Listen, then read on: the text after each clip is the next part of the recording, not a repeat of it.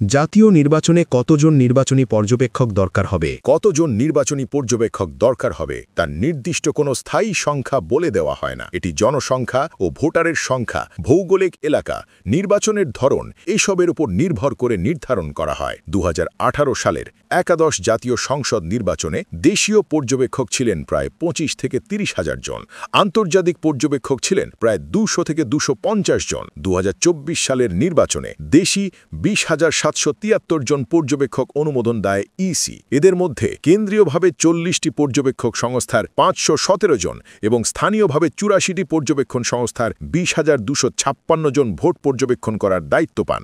এবার আসন্ন ত্রয়োদশ জাতীয় সংসদ নির্বাচনে দেশীয় পর্যবেক্ষক সংস্থা নিবন্ধনে নতুন নীতিমালা জারি। আগামী ফেব্রুয়ারির নির্বাচনের জন্য নির্বাচন পর্যবেক্ষকদের একটি বড় প্রতিনিধি দল বাংলাদেশে পাঠানোর পরিকল্পনা করছে ইইউ, যা 2008 সালের পর এবারই প্রথম।